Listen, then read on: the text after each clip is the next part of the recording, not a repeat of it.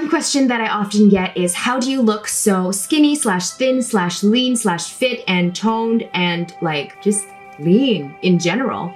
And a lot of this has to not only do with genetics and diet and healthy exercise, but also just looking depleted. So I don't know if you know this, but bodybuilding / figure and bikini competitors often have to use certain protocols so that they get a certain like vascular, I don't know how vascular I am right now, but like you can see their veins sometimes, vascular look, a very depleted look, not puffy at all.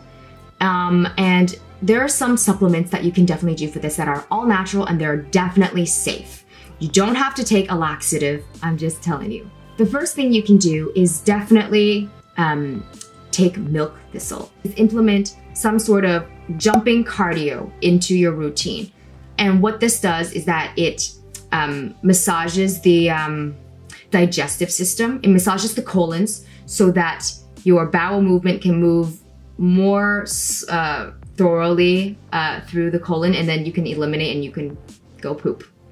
And that helps with debloating. So that's number one.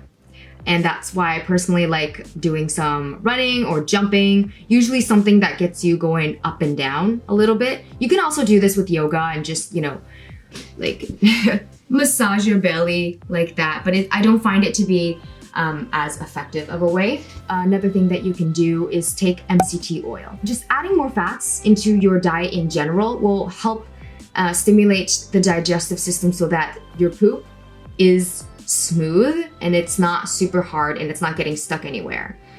If you think about fat, it's like slidey, right? And that will help the consistency of your poop be a little more slidey. MCT oil is a specific type of oil that I personally like incorporating in my daily routine. It stands for medium chain triglyceride oil. And if you're familiar with the keto community or the low carb lifestyle, it's a common oil used for, you know, salad dressings or anywhere you use oil, you can have MCT oil. MCT is special because it is it's a very specific type of saturated fat that can help you have smoother digestion, have more energy, have better focus. And there's a whole bunch of like benefits to MCT. And one of them is to helping eliminate. Now, don't take too much, otherwise you start to feel nauseous. You'll start to get heart palpitations, and you also get diarrhea, and you might get very, very, very dizzy and faint. I would always start with 1 teaspoon at a time, and then build up a tolerance to a maximum of maybe like 2 to 3 tablespoons a day. I personally take maybe 1.5. And that's how much I personally can handle right now. And I don't feel the need to take excessive amounts.